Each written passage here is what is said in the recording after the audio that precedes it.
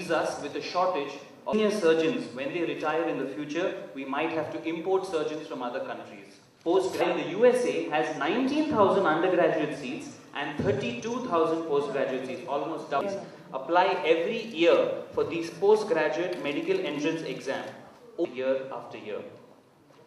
Plus, 1 year compulsory rural posting has only added fuel to professions like engineering and business, or in society in general, if he is going to take hiring as doctors are shattered.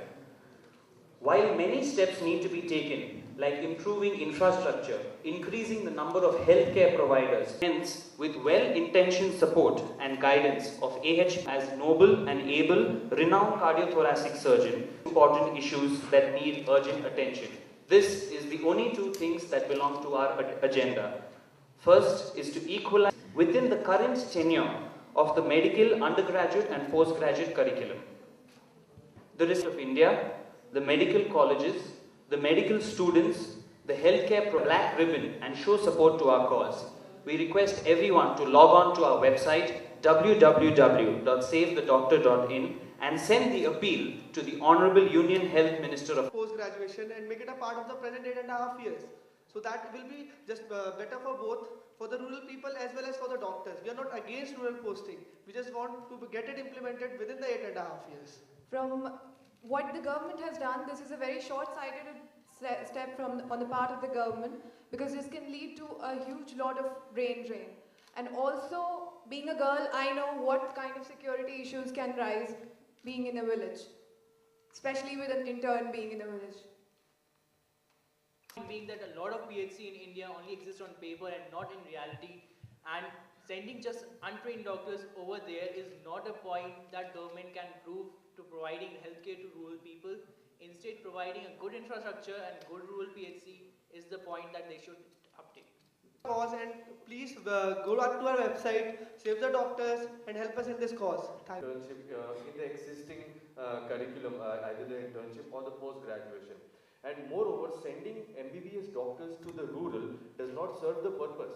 The purpose will be served when there will be specialized doctors out there in the rural will be serving those people. Done.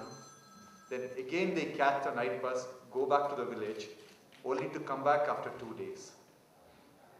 On dialysis they live for 5 years, and out of that 2.5 years they are in the bus, because we have only 60 training positions to train nephrologists who can manage dialysis. Is it fair? It is not fair. It has been going on for the last 50 years. Why this is continuing? Because real sufferers, that is the patients and the victims, they are the medical students, never raise their voice.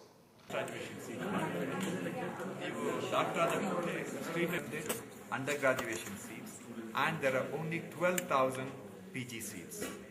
In the US, they have 19,000 undergraduate seats and 32,000 post-graduation seats.